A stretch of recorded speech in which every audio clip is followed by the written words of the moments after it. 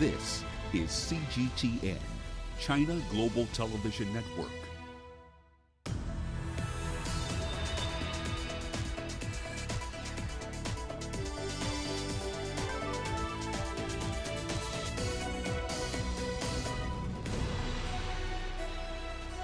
Hello there and welcome to Global Business Africa. We'll be giving you insight into Africa's business and financial markets. I'm Uche Okoronkwo, coming to you from Kenya's capital, Nairobi. Here's a look at what's coming up on the show today. South Africa's government wants a 20% stake in oil and gas projects in the country. China says it's only a matter of time until it signs a trade deal with the US. And we'll give you a taste of some of Nairobi's gourmet burgers guaranteed to rock your world. Well, let's kick off today's show in South Africa. The country has published a long-awaited draft oil and gas legislation that will now give the state a 20% carried interest in exploration and production rights. The move aims to increase the industry's development in the country. Now, the policy also called for at least a 10% participating interest by black partners and, of course, the establishment of a petroleum agency. Well, let's get more on the draft legislation. We're joined now by Angelo Coppola by phone in Johannesburg. Angelo, Merry Christmas to you. Now, of course, this draft bill has certainly been keenly awaited by the petroleum resources sector in South Africa. It was meant to provide some sort of certainty to investors in the country's oil and gas sector. So does it achieve this, Angelo, and what are some of the interesting parts of this new legislation? Well, Uche, you've raised three very important issues: the 20% carried interest, that 10% participating interest for black partners, and then the establishment of a petroleum agency. But touching on the 20% carried interest, they say it's a way of increasing development for the industry, but it's also, very importantly, a means to earn more revenue for the state coffers on top of any increased taxes that are going to be generated by the state's involvement there. In terms of the 10% participating interest for black partners, it now depends on whether this legislation, when it does become a law, is actually retrospective and not in terms of ownership only, but whether current players are going to be involved in any legislation to get clarity on whether it does apply to what they've done in the past. Well, it sounds like we've lost Angelo there. We'll certainly try to get him back, but in the meantime, let's move on now. The 20th anniversary of Macau's return to its motherland, China, has attracted attention from all over the world. In South Africa, Dr. Emmanuel Matambo says in the past 20 years, Macau's economy has continued to prosper and it has improved the lives of many. Matambo is a research fellow at the Center for Africa-China Studies at the University of Johannesburg. Here's what he has to say. Since Macau was returned to China from Portugal in 1999, its development has been very remarkable. The figures today actually show that when it comes to purchasing power parity, it is the second best. It has the second best per capita income in the whole world, just behind Qatar. So that is very remarkable for such a small region. And then I think its achievement is mostly to do with its fidelity towards this one country, two systems framework. Well, let's go back to our top story of the day, of course, South Africa's draft oil and gas bill. We're joined again by Angelo Coppola in Johannesburg by phone. Angelo, I hope we have you now. Now, I was asking whether this oil and gas draft bill does achieve what investors wanted, which is to provide certainty. What are some of the key aspects of this bill? Uche, there are 3 or 4 main issues here. That 20% interest in terms of carried interest. There's that 10% in terms of black empowerment.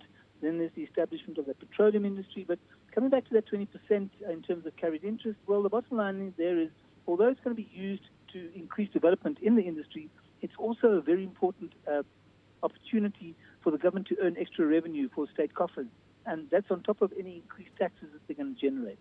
Then in terms of the 10% that go to participating black partners, the legislation is going to have to be very clear. Is it going to be retrospective and affect people that are already in the industry, or is it only going to be for new players entering the market, and how that's going to play out? So Mantashe is likely to go the once empowered, or avoid the once empowered, always empowered route because of the lessons he learned in the mining sector. And then, of course, around the petroleum agency, that's going to be quite critical because it's important who's going to run that agency. Is it going to be a political employee or appointee?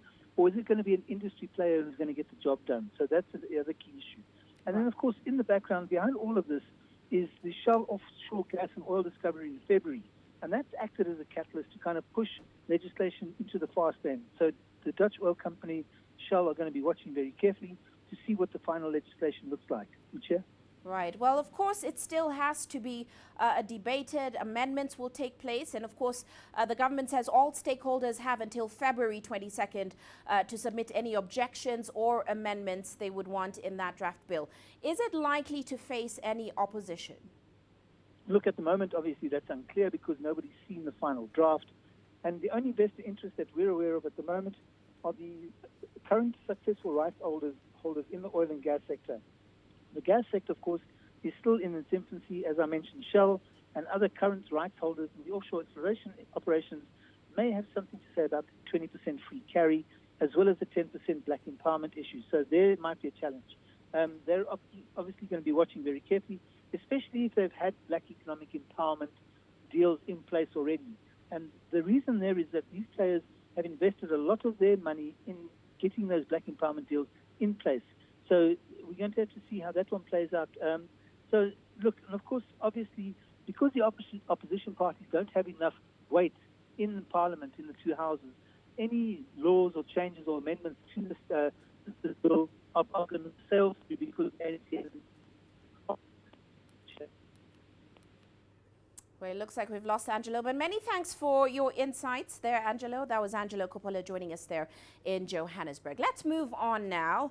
The fate of about 10 million phone users in Tanzania hangs in the balance as the government reiterates that there will be no extension for phone users who fail to have their SIM cards biometrically registered by the end of December.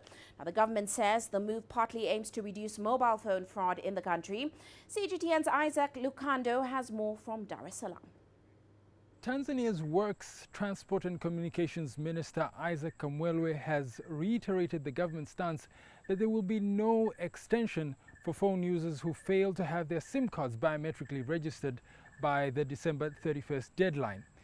In May of this year, the country's Communications Regulatory Authority directed that owners of all subscriber identification module cards, or SIM cards as they are known, should biometrically register their lines by the end of the year. The authority said the move was aimed at getting rid of dishonest mobile phone line users, controlling cybercrime and protecting Tanzanians against those abusing the telecom sector.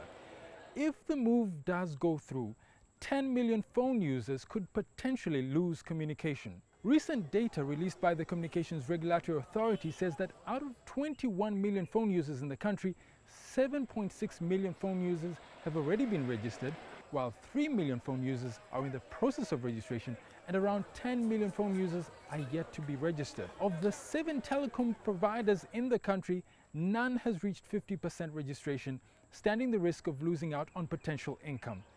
Most of the newspapers in the country carry headlines that point to increasing anxiety among those who have not yet registered as the deadline draws near. The main challenge that Tanzanians seem to be facing is that they do not have national identity cards that would have enabled them to register their SIM cards. The National Identification Authority, NIDA, says it is working as fast as possible to facilitate registrations. There have also been differing views on the matter, with the president indicating in some of his public addresses that he may be in favor of not cutting off phone users after the deadline for lack of registration. The fate of unregistered phone users, therefore, remains to be seen once the deadline passes. Isaac Lukando, CGTN, Dar es Salaam.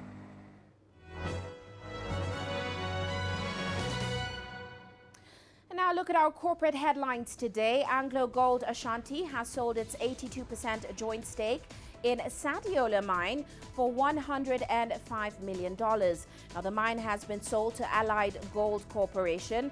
The joint venture with Canada's IM Gold was put up for sale following the appointment of CEO Kevin Dushinsky in September 2018. And South Africa's central bank has imposed administrative sanctions on 5 banks and directed them to take remedial actions. Standard Bank SA, Grow Bank, Ubank, HBZ Bank and Bank of China, China's Johannesburg branch, were found to have weaknesses in the bank's money laundering control measures. This came following routine inspections conducted in terms of the Financial Intelligence Center Act. And Rwanda Air's plans to expand its fleet will remain uncertain after announcing yet another delay in purchasing new aircraft. Rwanda's national carrier had plans to add 2 aircrafts to reinforce existing routes and operate new routes. This is because of the setbacks that came with the back-to-back crashes involving Boeing 737 MAX. And Boeing's additional documents sent to the Federal Aviation Administration have portrayed a disturbing image of the 737 MAX jetliner. The comment by a spokeswoman for the committee comes after safety concerns were raised by some employees and efforts by others to evade regulators. And that's a look at our corporate headlines.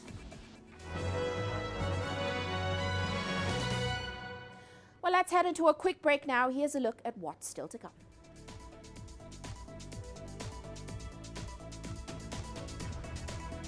Eritrea's leader, Isaias Afwerki, is in Addis Ababa to boost ties with Ethiopia. And some West Africans say renaming the CFA franc simply isn't enough. Africa is the nexus of enterprise, and global business will tell you why it matters. From the mega investment projects to multi-billion-dollar mergers and acquisitions. Africa today collects, just in terms of revenues from taxes alone, $545 billion a year. If you take 10% of that and you devote it to the energy sector, problem solved. All this on Global Business, weekdays at this time on CGTN. The world economy as we know it is about to change. Global business reports highlight emerging markets, developing countries, and dynamic sectors worldwide. We feature top analysts and newsmakers to provide perspectives on every facet of business. From an on-the-ground perspective, we provide you with balanced and objective assessments. Fast, sharp, and insightful. Global Business, only on CGTN. Every story starts out like this. Okay, we'll head up now. But beyond the rush of the numbers, there's always a more fundamental question. What happened? Who has been affected? When market-moving decisions are made, who's responsible? And why? Let's get some reaction action on ground. Joining us in Johannesburg is Sutra. Hello, Nairobi. This is how all stories begin. See how they end. Only on Global Business.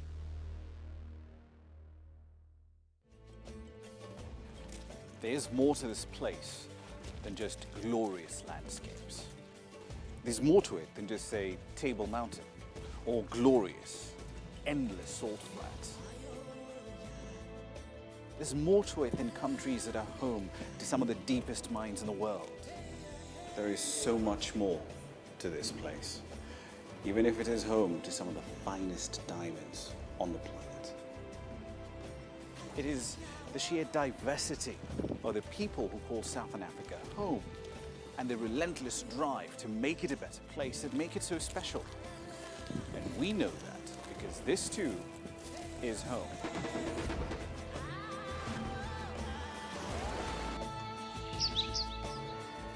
No one knows Southern Africa like we do. CGTN, see the difference.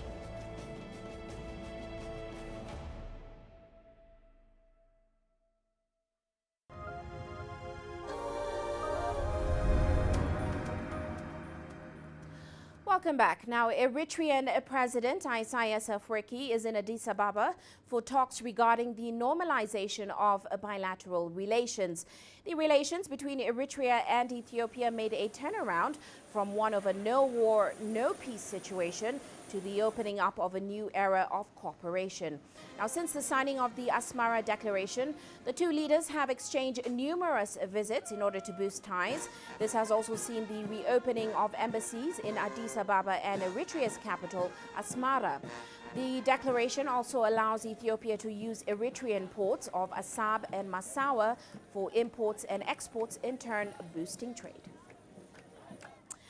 And during a short trip to Côte d'Ivoire this week, French President Emmanuel Macron and his counterpart Alassane Ouattara announced the end of the CFA franc and the imminent circulation of the new eco currency in 2020. Now, in addition to the name change, the region no longer has to keep 50% of its reserves with the French treasury. This announcement has also prompted mixed reactions in Côte d'Ivoire. Let's listen in.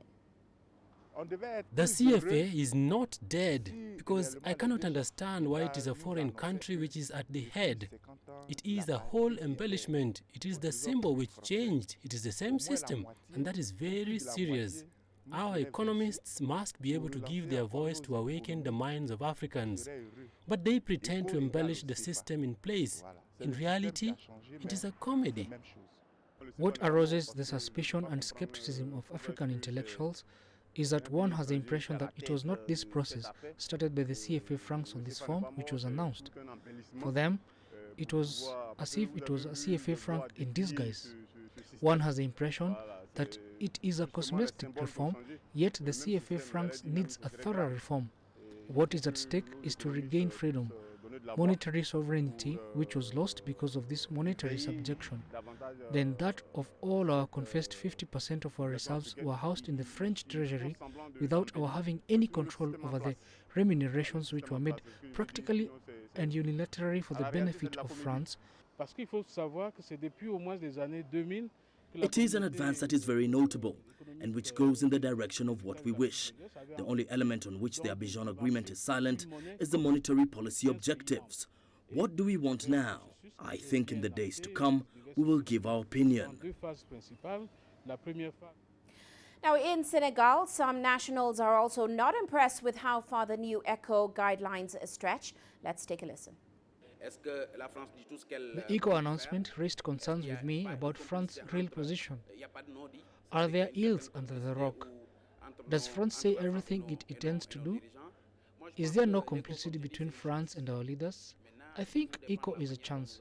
But now it all depends on how Africans manage this currency. If Africans are a little more vigilant and that we discover the intentions of France, on the one hand, it can allow us to know how to position ourselves, how to reshape our economic model and system to set up a viable and competitive currency. The efforts of good governance in our different countries must be even, and that we can all agree to set up a central bank. puissent se mettre d'accord à mettre en place une banque centrale. Les pays africains ne sont pas encore libres. I think that Africans are not 100% free despite this announcement. I believe that this future currency will be produced in France like the CFA. So there, we will always feel this gravity, that is to say the West. But I would say that it is a step forward, and over time, African countries will be able to have their monetary security. But for the moment, I think that France will not be able to withdraw because there are economic interests, and there it should be emphasized. And moving on now, let's head to Nigeria, where hundreds of people displaced from the Boko Haram insurgency in one of the displaced persons camps in Abuja are now marking what they say is their best Christmas in 5 years. The camp has been inundated with food and other gift items by donor groups and individuals. It is something the displaced persons in the camp say they have never witnessed before, and they're extremely excited. Deji Badmus has more on their story. It's not all the time that they gather like this, and whenever they do, it's always for very important reasons. This is the very reason for their gathering here. Food and other supplies brought to the camp by donor groups and individuals as Christmas gifts for the hundreds of displaced persons camped here. There's even a kettle to top it all up. And understandably, the mood in the camp is upbeat. We wish you a Merry Christmas and a Happy New Year. The IDP say this is the first time in the 5 years that they've been living in this camp that they would be getting this amount of gift items for Christmas. And the items couldn't have come at a better time. We thank God for the people that they remember us. They bring us some food items. You can see the food items that you bring to us. So today we gather our people, 11 groups, we share it into 11. Everybody are carry their own and go and share it into group. So we thank Almighty God that we are going to celebrate Christmas with happiness, joyful, dancing and singing. Last year Christmas, we are not privileged like this. But this year Christmas, I appreciate God because as you can see, most of our women, everybody is celebrating, happy, charities. I want to give God the glory because He has helped us this year. The IDPs are all from the northeast of Nigeria, which has been ravaged by Boko Haram, forcing millions of people to flee their homes and communities. With the insurgency still active in their region, they say they are not too sure when they would return home. We hope that things will be better so that we can go back to our various villages. Because to be staying in this area is not that we wish to, but we are all praying that everything will be okay so that we can go back to our home.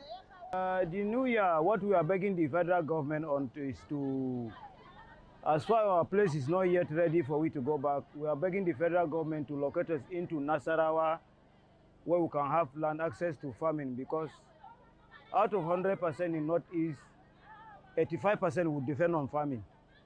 So I think for the government as well, that you find somewhere part of Nasarawa and locate it where we can get where to farm. I think that's the only problem we have.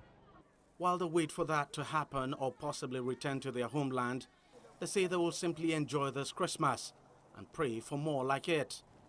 Deji Badmus, CGTN, Abuja, Nigeria.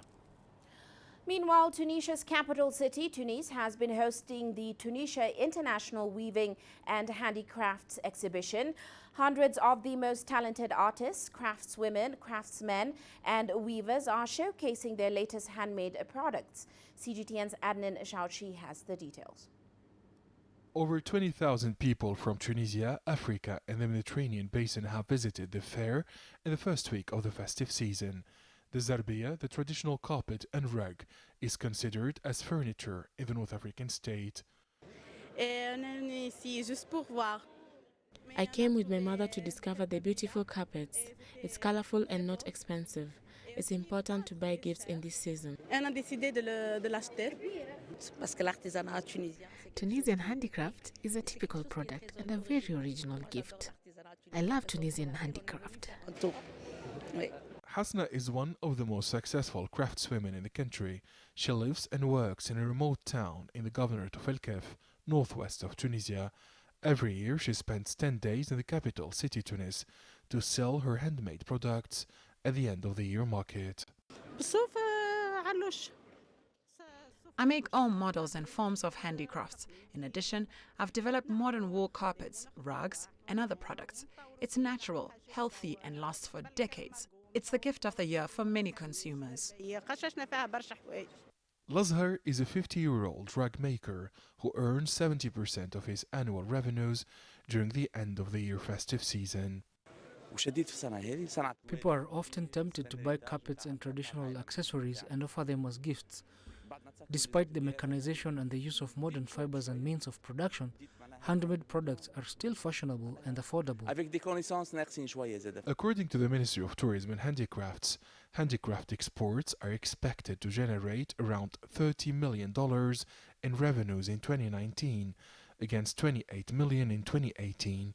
In addition, the number of craftsmen participating in exhibitions and fairs rose from 3,124 in 2017 to 4,438 in 2018.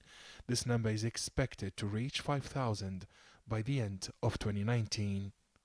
All handicraft activities will be granted the quality label as of January 2020, as was the case for tapestry and weaving in 2019. In addition, handicraft villages will be set up in the regions of Qasrin, Tatawin, Gafsa and Ben Arous. Adin Shawashi, CGTN, Tunis. You are watching Global Business Africa. Let's take a short break now, but still coming up.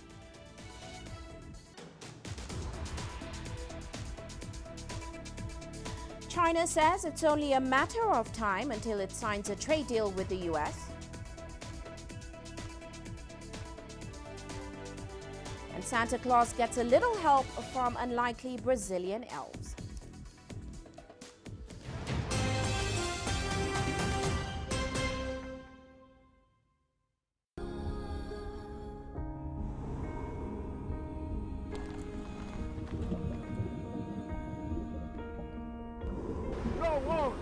No one again, he can hold in guns. Machine guns from police forces toward the protesters.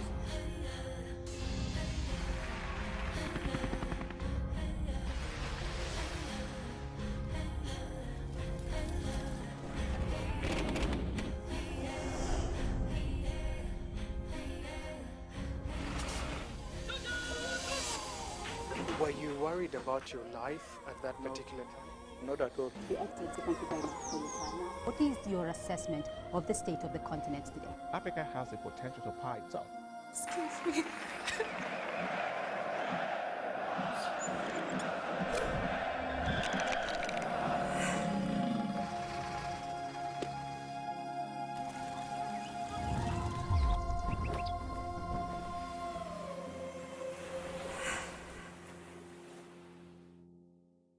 Business in Africa is at a crossroads.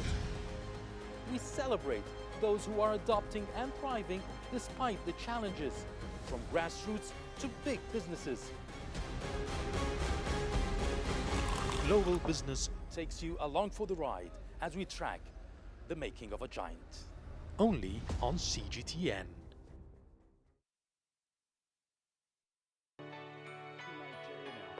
Economic data out of the country. The country's foreign currency reserves.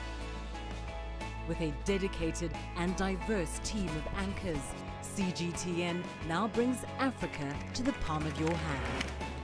I'm Perina Karibe in the heart of Nairobi, which is bustling. From everyday heroes to the continent's most powerful figures, we bring their voices to you. We haven't changed.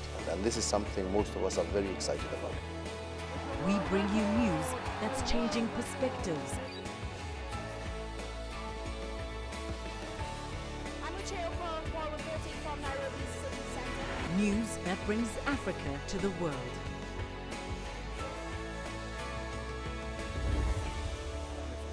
CGTN. See the difference.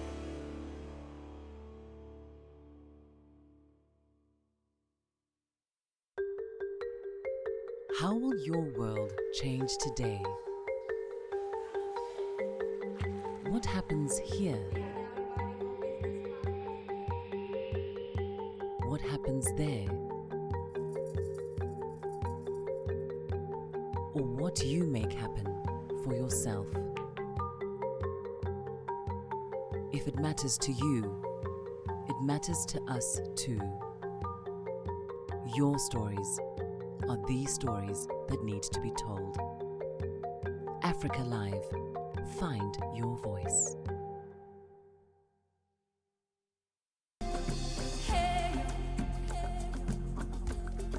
Accra is my kind of city. That's because when I'm here, I feel like I'm back home in Lagos or Abidjan, which are two of the major cities I grew up in. Business in Africa is high risk. After about a decade covering business news on the continent, I've learned it's all about the high risk, but also the high returns and the high energy. You simply have to adjust in order to keep pace. When I started out as a journalist, my dream was to open people's minds to the different perspectives. From the CEO in the boardroom to the trader out in the street, we all have different stories. From Accra to Addis Ababa, from Cairo to Cape Town, and I wouldn't have it any other way. Here at CGTN, we realize that Africa is on the move, and it's moving fast, but we're moving right along with it. I'm Uche Okoronkwo, and I'm a business anchor and reporter at CGTN.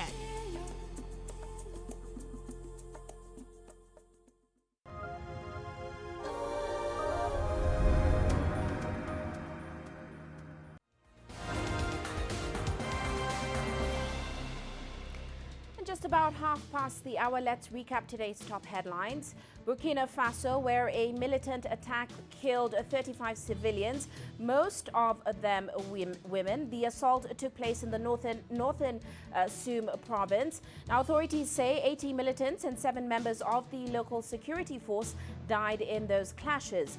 Burkinabe troops were able to regain control of the military outpost after several hours. And finally, 4 Libyan civilians have been killed after a projectile exploded in a vegetable market on Tuesday. The explosion took place in an eastern suburb of Tripoli.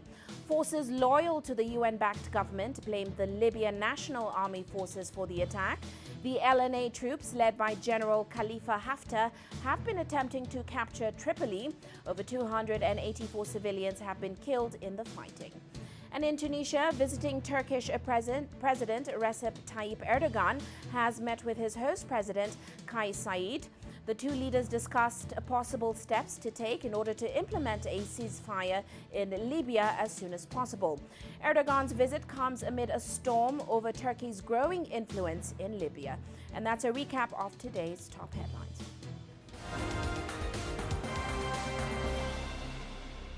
Now, the Chinese government says it is in close contact with American officials concerning the signing of the recently reached Phase 1 trade agreement. The deal marks a major step in easing the long-running trade dispute between China and the U.S. Amongst the key terms of the deal are the reduction of some U.S. tariffs on Chinese products and an increase in China's purchases of American farm products and manufactured goods. The agreement also includes initiatives to address American complaints over China's intellectual property practices. Meanwhile, data released on Wednesday shows that China's November soybean purchases from the U.S. have surged from a year earlier. That came as shipments booked by importers with tariff-free quotas cleared customs. China brought in about 2.6 million tons of U.S. soybeans. That's up from 0 a year ago to 1.2 million tons in October. That came after Beijing issued waivers to exempt importers from hefty tariffs for some American shipments. Shipments of American soybeans plunged in the same month last year. Also in November, China brought in 3.86 million tons of soybeans from Brazil. That's down 24% from about 5 million tons in the same month last year. Now, of course, this year saw the trade war between the U.S. and China escalate. Tariffs have been on the rise and officials shuttling back and forth between Washington and Beijing. Then, right at the end of this year, the two countries did agree to a Phase 1 deal. While CGTN's Giles Gibson looks back on how trade tensions between the world's two largest economies shaped 2019.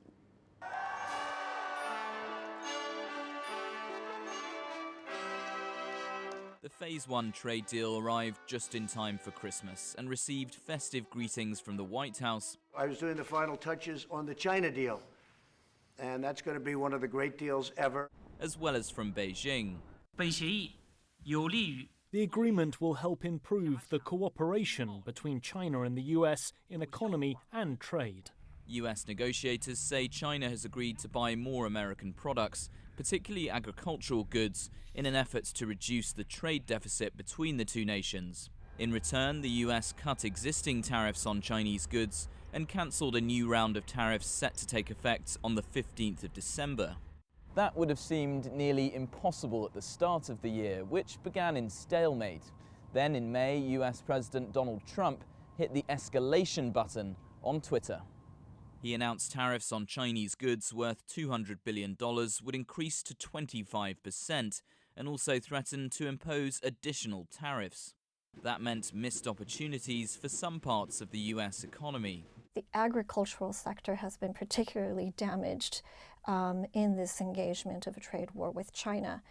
There had been opportunities for the United States to really sell pork, for instance, to China because there was this big outbreak of African swine flu in China.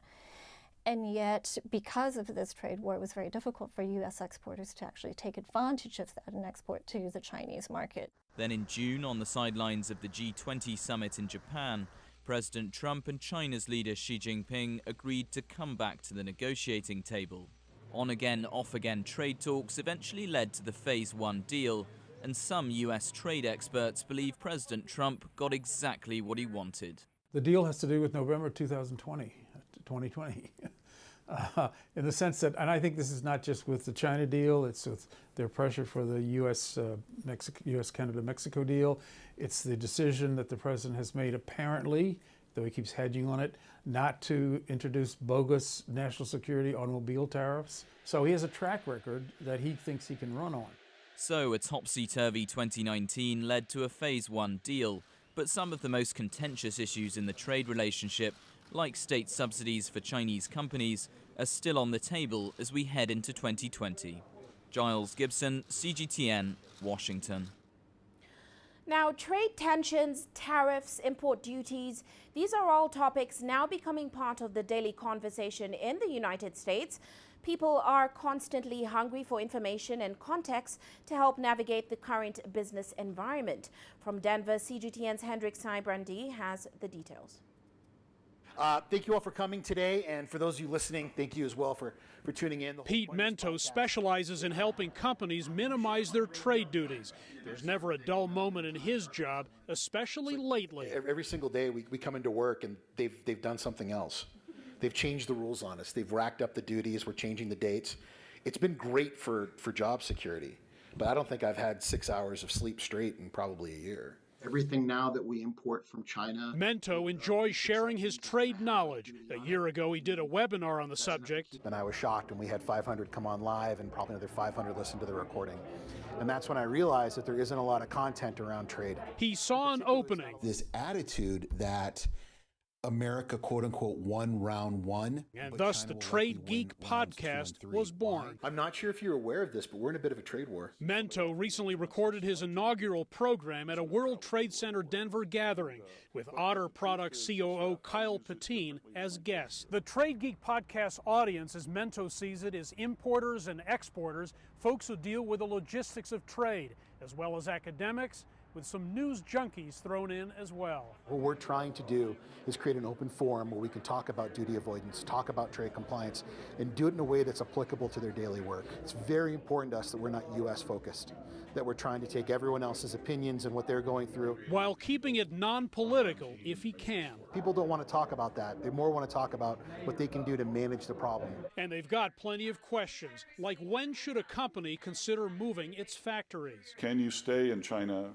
If you do, will the tariffs lift? And if they don't, the implication to your supply chain is profound.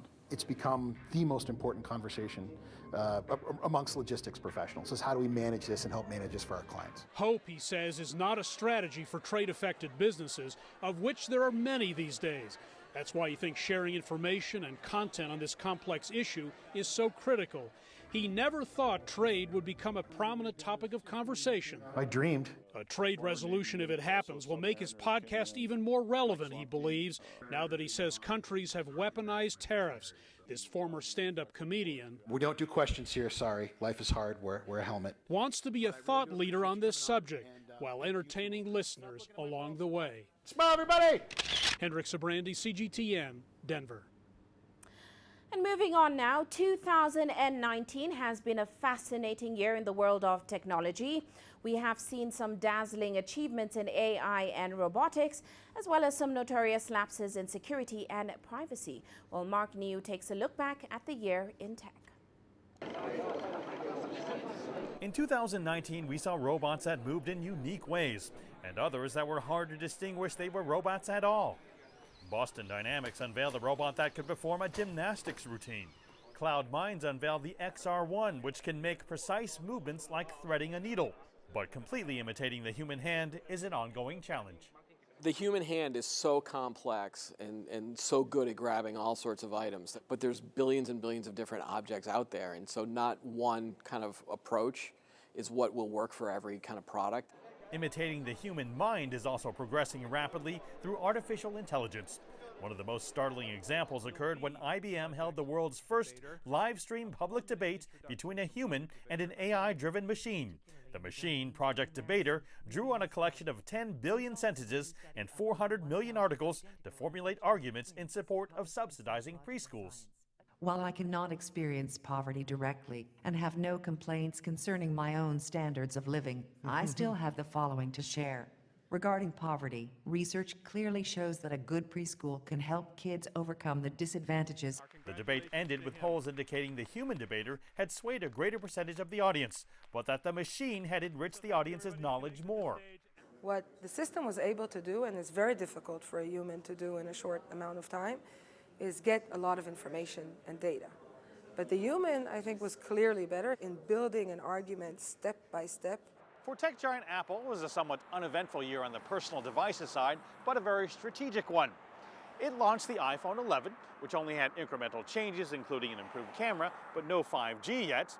But Apple did launch Apple Arcade, its very own credit card, and Apple TV Plus, a streaming service with its own original content featuring A-list Hollywood celebrities.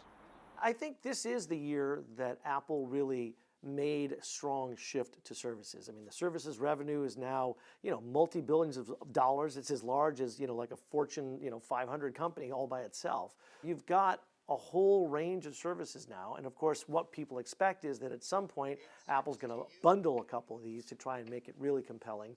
2019 also had its tech controversies when it was discovered that recordings by smart speakers were being listened to by humans. Employees at Amazon listened to what the Alexa personal assistant records in order to train its artificial intelligence.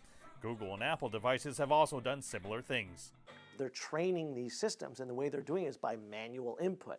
Well, the problem is people didn't know that that was going on. They don't expect that their personal private conversations and inside their house, of all places, are going to be listened to by other people. And yet, the funny thing is, we say all this and people get worried and upset, and yet they're still buying them in staggering numbers. Tech design went full-on space age when Tesla unveiled its all-electric Cybertruck with a towing capacity of more than 6,300 kilos. But its claim of having bulletproof glass also provided the gaffe of the year, as its live demo turned out to be anything but a smashing success. Well, maybe that was a little too hard. Mark New, CGTN, Cupertino, California. Now, letters posted to Santa Claus in Brazil do not go unread. For the last 30 years now, the country's National Postal Service has had a team that not only sorts through them, they also match Santa's letters with patrons who can make the children's wishes come true. Well, our correspondent, Paulo Cabral, visited some of these Santa's helpers. It all begins with Christmas requests posted by children in Brazil to Santa Claus. Postal workers sort the letters and number them. To get matched to a benefactor, the letters have to be original, handwritten by children up to 10 years old. It's okay to get help. Children meeting the requirements get put up for adoption. That means patrons, people or companies can choose one or some and make the wish of a child come true. Thalita Coelho is participating for the first time. I think it's very important because there are many poor children, as I was myself in the past. And I see here many ask for simple things like a doll or a backpack to go to school. So I was thinking of how important it is to have a nice backpack so you don't feel bad because other kids have one. I know it. I was that kid. This family already chose a few letters in the weeks leading up to Christmas. They have returned with their packages. Jessica Yamashita says they are actually gifts from her 1-year-old son, André, to children who need them more than him. We decided to convert Andre's Christmas gifts into gifts for other children. We realized that we could transform someone's Christmas, so we chose 6 letters. People ask for really simple things in the letters. We found a letter asking for clothes or backpacks for school because they can't afford them. And now for the best part, we are going to follow Santa Claus on a delivery of La Papai Noel to Dubai. And it's a very special one because usually Brazilian mail regulations do not allow for the shipment of live plants, but it's Christmas, so they decided to open an exception, and 9-year-old Mirella will get the carnivorous plant she wants. Vamos lá, Papai Noel? So let's go. It's a 1-hour trip to reach the poor outskirts of São Paulo, where the gift will be delivered. Near Mirella's home, Santa Claus meets the street's regular mailman, and together they deliver the plant to Mirella. I heard about carnivorous plants and I looked it up on Google. Then I asked my mom if she could get one for me, but she said she could not. So I asked Santa Claus for it. The Postal Service says that over the last 10 years, it's managed to find patrons for 6 million letters nationwide, bringing together donors and children to help create a happy Christmas. Paulo Cabral, CGTN, São Paulo. Now, for all you animal lovers out there, cat cafes can be a soothing and enriching experience. Cat cafes are establishments where people pay to interact with cats which are housed on the premises. Now, this festive season in Washington, D.C., Crumbs and Whiskers dressed its resident pets in holiday sweaters to bring cheer to customers. Here's Alexandria Majala with their story. The Christmas spirit and cheer is manifested in different ways across the globe during the holidays. In Washington, D.C., rescued kittens were dressed up in festive holiday sweaters on Christmas Eve as adoring fans took turns playing and cuddling with them at a cat cafe.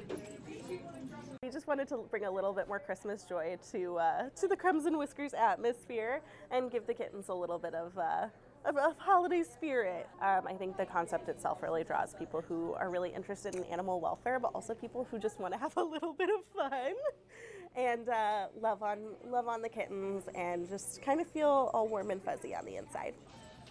Crumbs and Whiskers, which also has an outpost in Los Angeles, acts as a foster home for homeless cats until they're adopted. Customers can book an experience online, showing them a set amount of time to interact with furry felines. Many end up filling adoption papers shortly thereafter. So we actually just hit our 1,500th adoption, which is crazy, just in our company together as a whole. And then in this location, we've had over 250 adoptions, which is wild because we only opened in March. So it's been a very, very big year for us. Lots of adoptions happening. But not everyone comes to shop. It's pretty relaxing and therapeutic in sense, you know. Yeah, it calms you down, you know, when you play with cats, you know. It brings you more down to earth.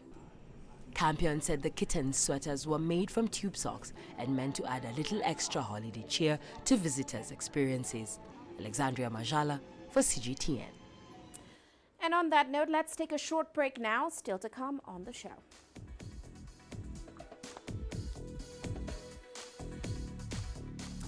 We'll give you a taste of some of Nairobi's gourmet burgers guaranteed to rock your world. And we also feast on the best seafood Nigeria has to offer. Images may appear to be identical, but looks can be deceiving. The difference is not always obvious. it has to be discovered. There are always different sides to a story. We put the focus on the details. To see more, to understand better. CGTN. See the difference. The greatest journeys, the greatest sights, the greatest adventures. Here in Qanater, this weir allows the locals to walk on water. We're far more than just TV news. We're your passport to the wonders of Africa. To bring you stories of struggle, survival and hope.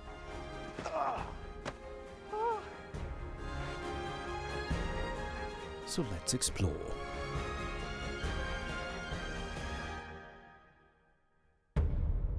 CGTN.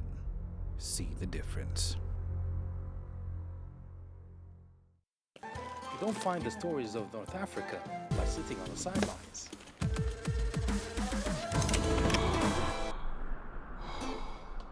No one else will take you where we can in North Africa. And no one else will show you what it's all about. CGTN, see the difference.